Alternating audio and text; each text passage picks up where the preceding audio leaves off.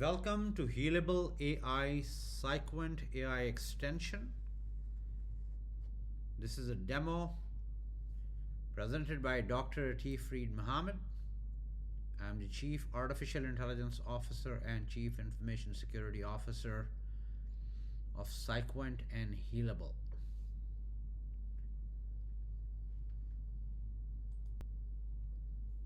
Welcome to this demonstration of the Healable Clinical Intelligence Platform. During this session, I will show the system from the point of view of a physician. The goal is to demonstrate how information that normally sits across different systems can be brought together into one working environment. We will focus on four major areas: the physician dashboard, patient records, utilization analytics, and ACO risk dashboard. I'm starting at the login screen because the experience is based on the role of the person using the system. After signing in, the platform can present the information that matters most to that user. For this demonstration, I will use the physician role.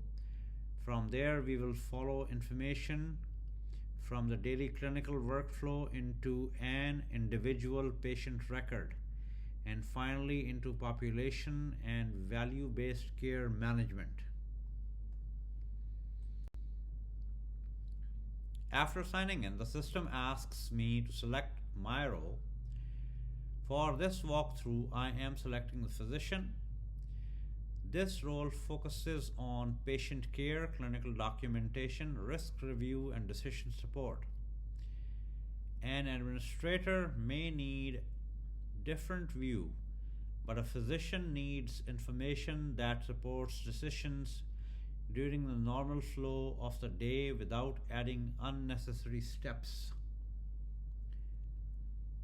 This role-based design is important because different users should have to search through information that does not apply to their work. A physician needs clinical and risk information quickly, while an administrator may focus more on program performance and operations. I will continue as physician, and from this point forward, the screen will be organized around the work a physician is likely to perform.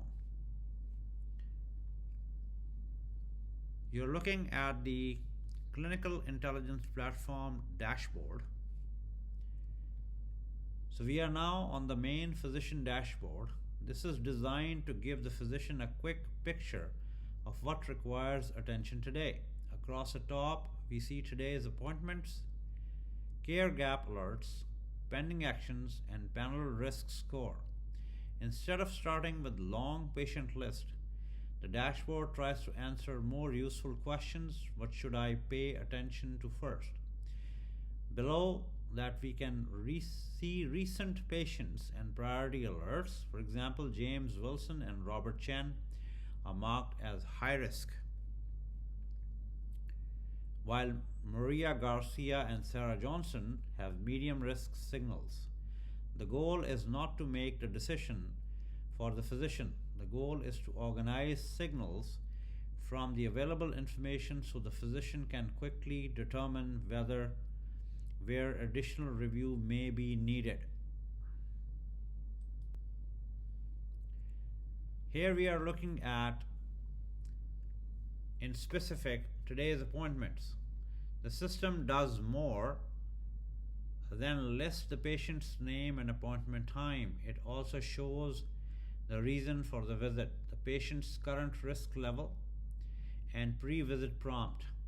This helps the physician prepare for the encounter before opening the full patient record. For James Wilson, for example, the appointment is a hypertension follow-up. He is marked as high risk, and the pre-visit prompt highlights blood pressure control and medication adherence. Maria Garcia has a COPD review with attention to inhaler adherence and transportation. Robert Chen has heart failure visit where laboratory results and readmission risk may deserve attention. These prompts help focus the visit without replacing clinical judgment. The next area is care gap alerts. The dashboard shows 12 open care gaps, with 5 identified as high priority for review today. The table gives the physician, the patient, the type of gap, the reason it was identified, and a possible next action. This helps turn a general quality measure into something that can be addressed during an actual patient interaction. For James Wilson, we can see poor blood pressure control and a medication adherence issue. Sarah Johnson has an overdue preventive screening. Rather than waiting until the end of the reporting period to discover these gaps, the system brings them into the physician's regular workflow. The physician can then decide whether to address the issue today, assign it to another team member, or defer it based on the patient's situation.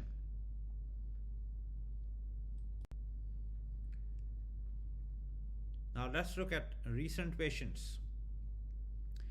This screen gives us a closer look at the recent patients area. I can quickly see each patient's age, major condition, last visit information, and general risk level.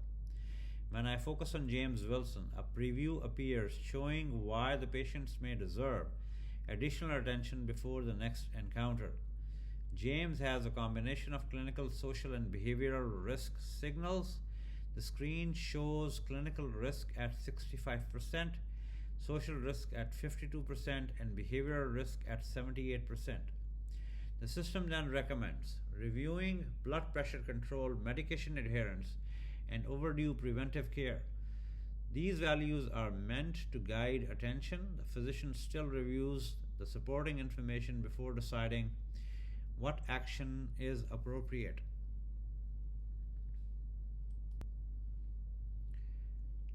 Patient risk signals. Now we are looking more directly at the signals behind James Wilson's risk profile. Instead of showing only one overall score, the system separates the information into clinical, social, and behavioral areas. This can help physicians understand that risk may come from several different sources rather than one diagnosis or one laboratory rule.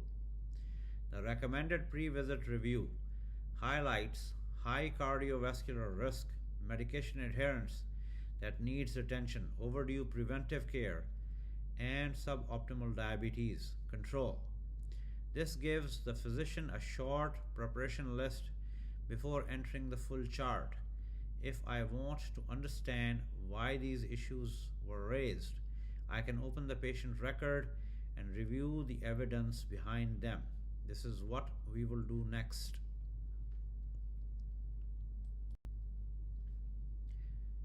Pending actions. Before leaving the dashboard, I want to show the pending actions section. These are items that the system has identified for possible follow-up. For James Wilson, there is a medication review. Sarah Johnson has a screening action, and Maria Garcia has a suggested follow-up in 14 days. A key point here is the human-in-the-loop design. The screen clearly separates items that are ready to confirm from those that still need physician review. The system is not automatically challenging a medication, placing an order, or making a clinical decision. It is organizing information and presenting suggested actions. The physician confirms, changes, or defers those actions based on the physical. Let me repeat it. This is significantly important thing that I must reiterate. The key point here is the human in the loop design. The screen clearly separates items that are ready to confirm from those that still need physician review. The system is not automatically changing a medication, placing an order, or making a clinical decision. It is organizing information and presenting suggested actions. The physician confirms, changes, or defers those actions based on the full clinical picture.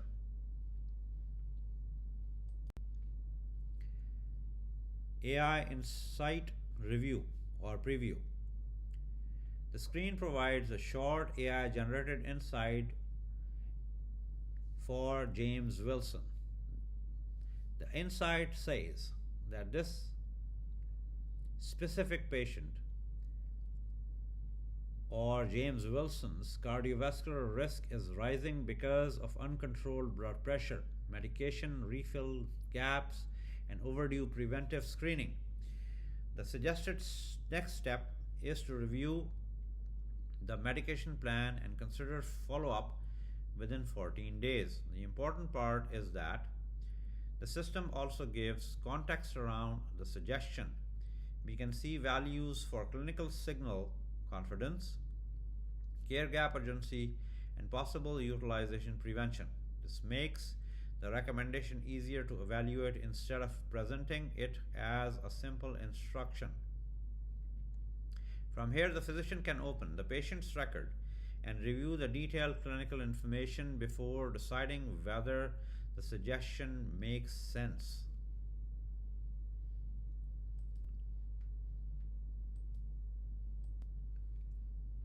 Patient records. We have now moved from the daily dashboard into patient records. This view presents the physician's patient registry in a simple table. We can see age, major conditions, risk level, number of open care gaps, and the date of the last visit. This gives the physician a fast way to identify patients who may require deeper review. James Wilson has 4 open gaps and is marked as high risk. Robert Chen is also high risk and has 3 open gaps. Maria Garcia and Sarah Johnson are currently at medium risk. The purpose of the registry is not simply to store records, it helps the physician organize the patient panel according to risk, gaps, and current clinical needs. Search and filters. The patient records area also allows the physician to narrow the list. In this example, we have searched for James Wilson and applied filters for high risk hypertension and open care gaps. This can be useful when the physician has a large patient population and needs to focus on a specific clinical group. The result is James Wilson, age 67, with hypertension and 4 open gaps. The systems is reducing the amount of information the physician has to search through manually. This same approach could be used to identify other groups, such as high risk patients with heart failure, patients with overdue screenings, or patients who require medication follow up.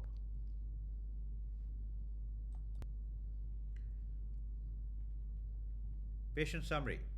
We are now inside James Wilson's individual patient record. The first screen provides a summary of the patient. We can see basic demographic information, the primary diagnosis, a short clinical summary, the overall risk level, and several recommended next actions. The summary tells us that James has uncontrolled blood pressure, a refill gap, overdue screening, and increasing behavioral risk. Suggested actions include a medication review, follow-up within 14 days, and scheduling the overdue screening. The physician can now move through the tabs to understand the evidence behind these recommendations instead of acting only on the summary.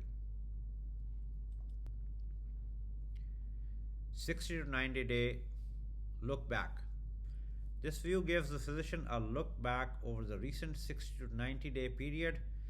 We can see trends related to systolic blood pressure, heart rate stability, glucose control, and medication adherence. The purpose is to help the physician see patterns over time instead of judging the patient's condition from one visit. The screen also shows important events, including an emergency room visit and a missed appointment. When those events are considered together with the medication adherence and blood pressure trends, they may point to a pattern that deserves attention. This allows the physician to ask better questions during the visit and determines whether clinical access or adherence issues are contributing to the patient's risk. Risk heat map. This screen organizes James Wilson's information into a visual risk heat map. On the clinical side, we can see concerns with vital signs, abnormal laboratory results, medication adherence, and blood pressure control. On the social side, housing and transportation appear stable, while food security is identified as an area of risk. The behavioral reaction also adds context. Substance use concerns are not identified. Mental health should be mentioned. Screenings are overdue and the appointment attendance is generally good.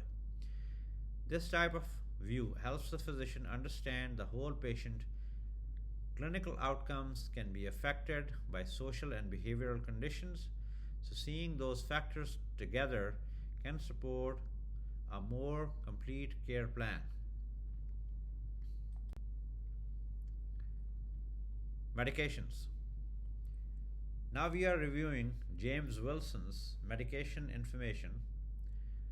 Lisinopril is active, but adherence is listed as low.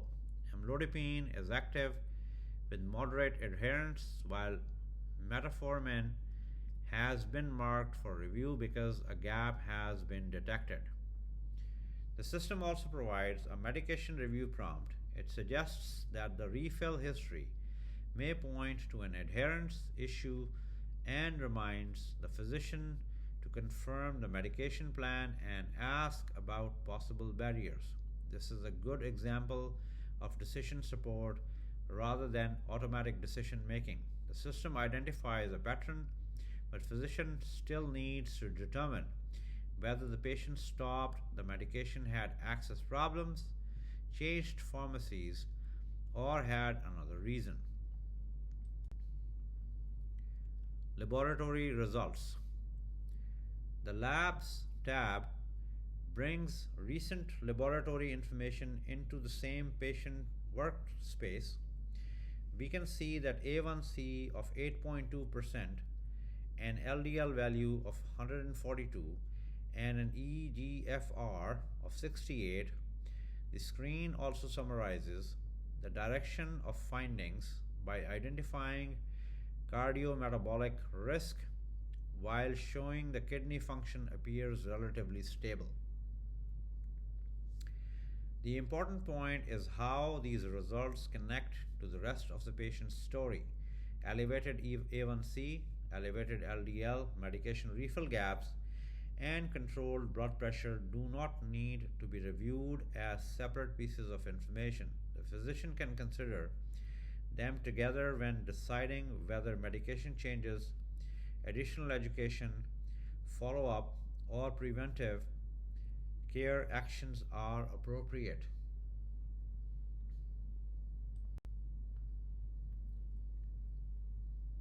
Now let's look at open care gaps.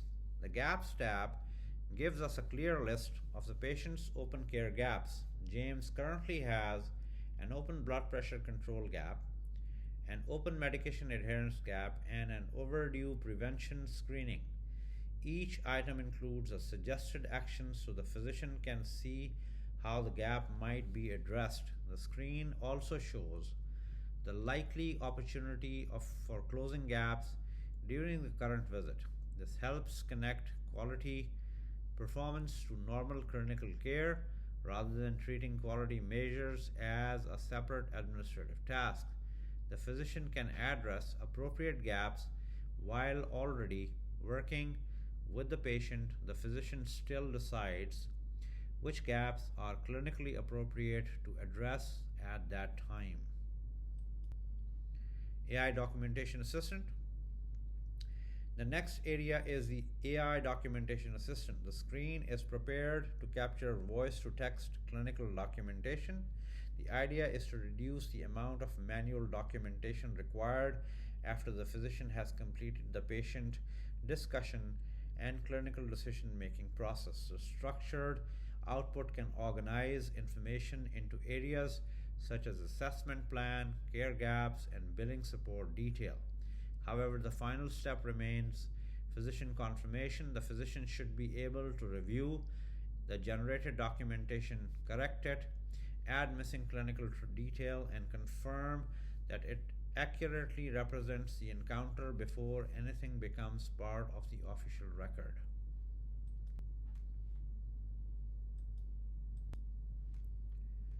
Physician review and care plan. This screen brings the recommendations into a physician's review step.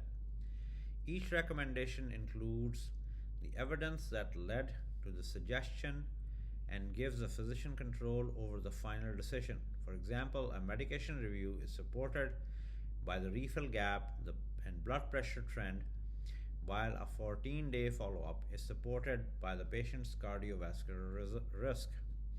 Notice that not every recommendation has to be accepted. The behavioral health referral has been deferred in this example. That is important because decision support should not remove professional judgment. The physician decided what is appropriate based on the patient's condition, conversation, priorities, and other information that may not be fully represented in the system.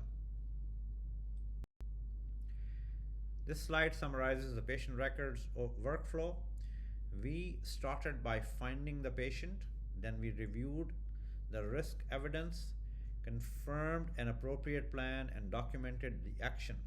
The record becomes more than a place where historical information is stored. It becomes a workplace for making the documented decisions. The value comes from connecting clinical signals, social information, behavioral factors, care gaps, medication history, laboratory results, and documentation. Instead of asking the physician to move between several disconnected tools, the goal is to present the information in a single workflow. We will now move from one patient to the broader patient population. Utilization analytics overview. Once again, a disclaimer that this all data is not of an actual patient, and this is within a certain given laboratory or computer science laboratory utilization of tools, techniques, methodologies, and artificial intelligence combined. So this is why you are witnessing or you're looking at clinical intelligence platform on pretty much every slide that is coming on. So we are now entering in utilization analytics. The level of analysis changes here. Instead of looking at one patient, we are looking across the physician's population. At the top, we can see care gap closure, average RAF, and HCC capture. We also have population health measures and utilization indicators. This allows the physician and care team to understand whether patient level actions are improving the overall population. For example, care gap closure is currently 67% compared with the target of 75%. HCC capture is 89%. Measures such as blood pressure control, screenings, medication adherence, emergency room use, and readmission can all be viewed together. Risk stratification. The risk stratification screen groups the population according to risk. In this demonstration, 2 patients are high risk and 2 are medium risk. There are currently no patients in the low risk group. This immediately tells the care team where the greatest amount of attention may be required. Risk stratification is useful because not every patient requires the same level of intervention. High risk patients may need active outreach or closer follow up, while medium risk patients may require monitoring and closure of known care gaps. The purpose is to help the care team direct limited time and resources toward the patients who are most likely to benefit from additional attention. The care gap closures. Here we can see the care gap closure measure in more detail. 8 out of 12 identified gaps have been closed, giving us a current closure of 67%. The stated target is 75%, so the organization can clearly see that additional work is needed. The breakdown makes the measure actionable. 2 open blood pressure gaps are assigned to physicians, 1 screening gap is assigned to the care team, and 1 medication adherence gap is associated with pharmacy support. This is important because improvement requires ownership. Instead of simply reporting that the organization missed our target, the system helps show where the remaining work exists and who is most likely to address it.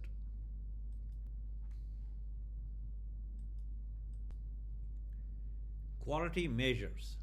This screen focuses on quality measures. We can see performance of diabetes control, blood pressure control, screenings, and medication adherence. The values are not equally strong. Screening and medication adherence measures are performing better while blood pressure control is lower, and diabetes control requires immediate attention in this demonstration data. The value of the screen is prioritization. The physician, leader, or care team can begin with the weakest measure instead of trying to improve everything at once. They can identify the patients contributing to the measure, understand the open gaps, and then create targeted clinical or operational actions. This connects a high level quality score back to individual patient work. RAF and risk adjustment. The next area focuses on risk adjustment. The average RAF for the panel is 1.24, HCC capture is 89%, and coding accuracy is shown at 94%. These measures help the organizations understand whether the documented clinical picture accurately represents the health needs of the population. The screen also identified remaining opportunity. Suspected HCC reviews 72%. Complete documentation validation is at 94%, and 28% of coding review items remain open. The goal should be accurate and complete documentation of conditions that are clinically supported. Good risk adjustment depends on documentation quality, not simply on increasing a score. Utilization management. This screen focuses on utilization. It looks at avoidable emergency room usage, readmissions, and preventable admissions in the demonstration population.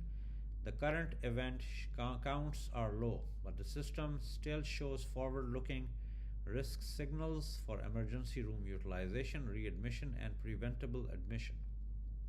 This is useful because utilization management should not begin only after an expensive event has already occurred. If the system identifies rising risk early, the care team may be able to respond through follow-up, medication support, better access, or other interventions. The goal is to identify where appropriate care may prevent avoidable utilization while still ensuring patients receive the services they truly need. The key recommendations. The analytics area now converts the information into a set of recommended actions. These include scheduling 14-day follow-up, monitoring medication adherence, addressing transportation needs, considering behavioral health referral, completing overdue screenings, and reviewing HCC coding. Where appropriate, the physician would be notified. The lower part of the screen shows the expected area of benefit. These include care gap closure, utilization prevention, and documentation quality.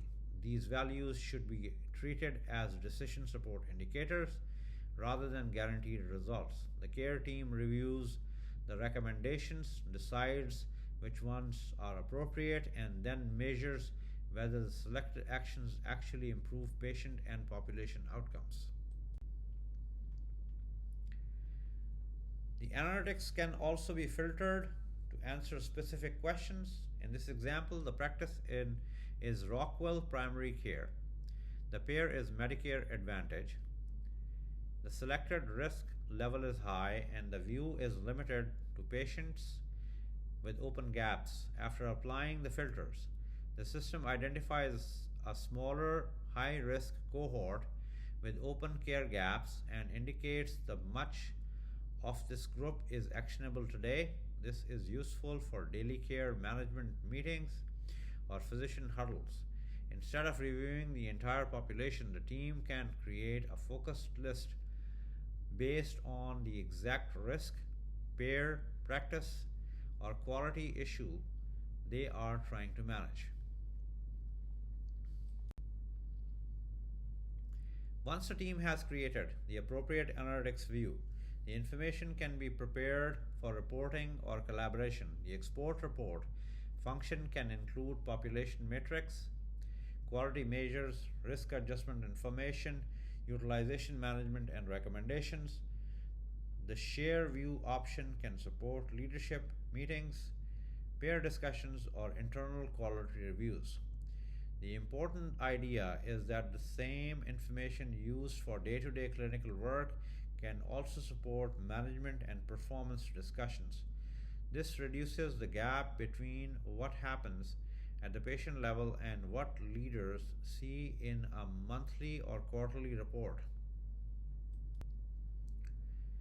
ACO Risk Dashboard Overview. We are now moving to ACO Risk Dashboard. This is the highest level of the demonstration. We started with physicians' daily work, moved into the patient record, then looked at the patient population. Here we connect those activities to ACO performance and value-based care. If you are a novice who's watching this specific demonstration, ACO is Accountable Care Organization. And it's okay to be novice. Like I myself am novice in American or Canadian football. I rather go with cricket. So let's get back to the demonstration. The dashboard shows 4,280 aligned lives, a high risk population of 18%, a quality score of 86, and a savings readiness indicator of 72%. It also highlights risk capture, open care gap burden, and high cost utilization risk. The priority work areas include high risk cohort review, HCC review, utilization prevention, and faster care gaps closure. Here, HCC stands hierarchical condition category. Let's look at the ACO performance. This screen compares expected and actual spending. The benchmark is shown at $812 per member per month, while actual spending is $798. That creates a favorable difference of $14 per member per month in this demonstration. Cost alone, however, does not tell the full story. The screen also includes quality performance, spend management, and risk coding completeness. A value-based organization has to balance all three. Low spending is not useful if quality falls, and strong quality performance may still create financial problems. If avoidable utilization is not managed, The dashboard brings those areas together.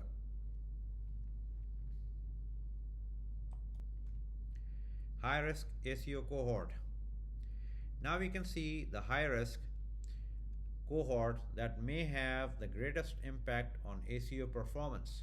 James Wilson, Robert Chen, and Maria Garcia are shown with their RAF values, open care gaps, recent utilization, and the level of opportunity for intervention. Here, RAF stands for Risk Adjustment Factor. James has 4 open gaps and a recent emergency room visit. Robert has 3 gaps and an inpatient risk signal. Maria has 2 gaps but no recent utilization event. This lets the ACO move beyond a general risk percentage and identify the people behind the measure. Care management teams can then prioritize outreach and review based on both clinical need and recent utilization. HCC and RAF opportunity. This screen looks specifically at HCC and RAF opportunities. 14 suspected HCC items require review, and the system shows a possible RAF opportunity of 0.18. The documentation queue identifies areas such as diabetes complications, heart failure specificity, and behavioral health. The key word here is review. A suspected HCC should not automatically become a diagnosis or coded condition. The physician needs to determine whether the condition is clinically supported and properly documented. The purpose of this screen is to make incomplete or unclear documentation easier to find so accurate clinical documentation can occur during normal care. This specific screen examines the sources of cost and utilization pressure. Primary care engagement is relatively strong, while emergency room and inpatient spend pressures are also being monitored. The highest pressure shown here is in skilled nursing and post-acute care. That information helps the ACO decide where additional investigation may be needed. For example, rising post-acute costs could lead to team to review discharge patterns, lengths of stay, care transitions, or follow-up after hospitalization. The dashboard does not explain the full cause by itself, but it helps leaders identify where they ask deeper questions. The leaders definitely ask deeper questions, and where care management resources may have greatest value. ER and readmission opportunities. This particular screen focuses on emergency room use and readmission risk. The ACO has identified 9 avoidable ER signals over the trailing 90 days. The data also points out after hours access as a possible issue and shows that some emergency visits may be related to medication problems. On the readmission side, the 30-day risk is shown at 11% for the high-risk cohort, while transition follow-up completion is 71%. These measures can lead to specific operational questions. Are patients being seen soon enough after discharge? Do they understand their medications? Can they reach primary care after hours? Those questions can guide practical interventions.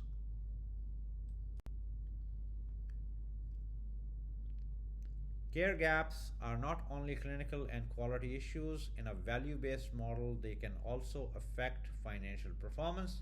This screen shows that 43% of high-risk cohort has open gaps, while 67% of identified gaps have been closed so far.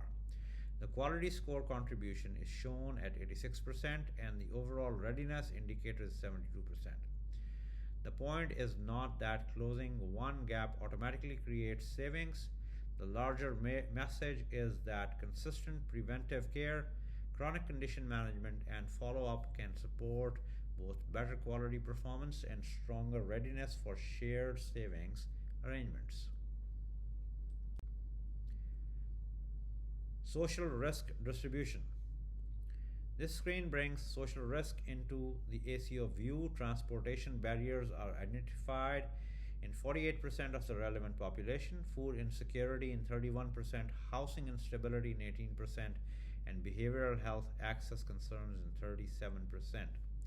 These factors also explain why some care gaps remain open even when the clinical recommendation is clear. A patient may understand the need for a follow up appointment but lack transportation. Another patient may struggle to manage chronic illness because food or housing needs are more urgent. Seeing social risk alongside clinical risk helps the ACO design interventions that are more realistic for people it serves.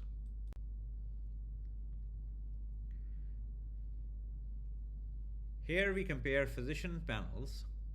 The screen shows different in high risk population, or this shows differences in high risk population, care gap closure, RAF capture, and utilization trend. Dr. Edmonds' panel has 18% high risk patients, 67% care gap closure, 89% RAF capture, and stable utilization. The purpose should not be to create a simple ranking of physicians. Different panels may have different patient needs and level of complexity. The value is in identifying patterns. If one panel has better gap closure or more stable utilization, leaders can study the workflows behind that result and determine whether useful practices can be shared across the organization.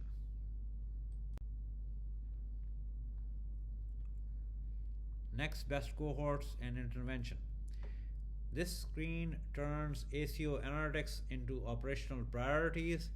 The system has identified several possible intervention groups, including patients who need follow up within 14 days after an emergency room visit, medication adherence, outreach, transportation assistance, behavioral referrals, and overdue screenings.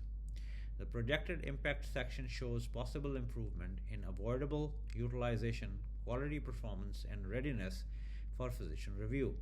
Again, these are decision support signals rather than guaranteed outcomes. The care management team can choose the highest value interventions, assign responsibility, and then measure the actual result. That creates a cycle from data to action to measurement and then back to improvement.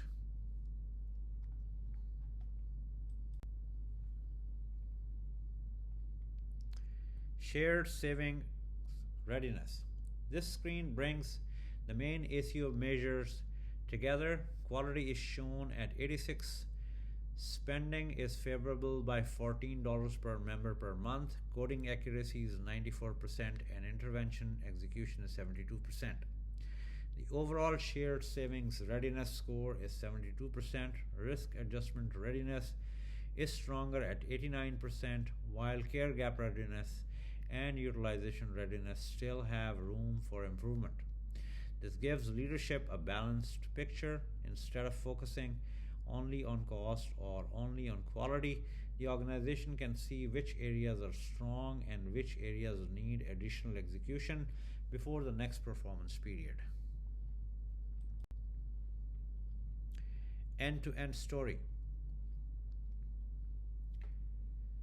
The slide summarizes the story we have followed through the platform. We began the dashboard where physician identified work that needed attention. We then moved to patient records to understand the individual patient and the evidence behind the risk signal. From there, utilization analytics showed how those patient level issues appear across a wider population. Finally, the ACO risk dashboard connected the same information to quality, utilization, risk adjustment, and value-based performance. The important idea is that the risk signal does not disappear when they move or when we move from one screen to another. It follows a workflow from identification through action and measurement.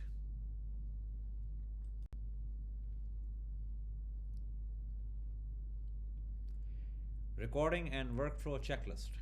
Before closing the slide, reinforces several key points from the demonstration.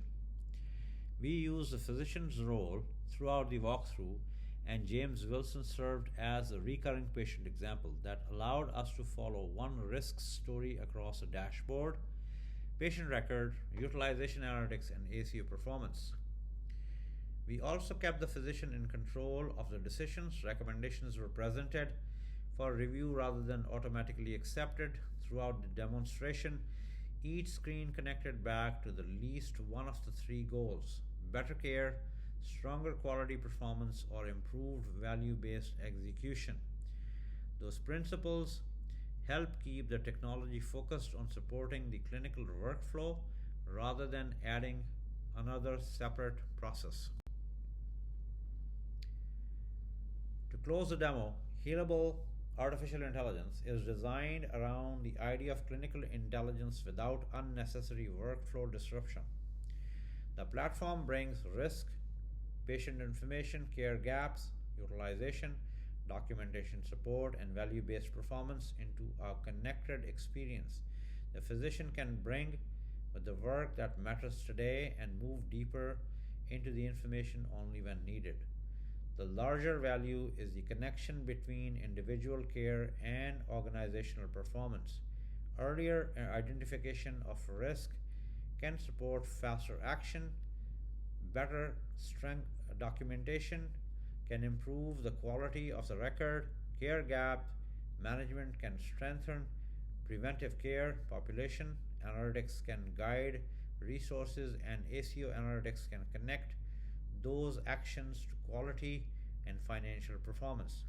That completes the Healable artificial intelligence physician demonstration. This is Professor Atif or Dr. Atif, Chief AI Officer of PsychOne and Healable Artificial Intelligence, signing out. And this entirety has been recorded by me, as I'm a human. Au revoir.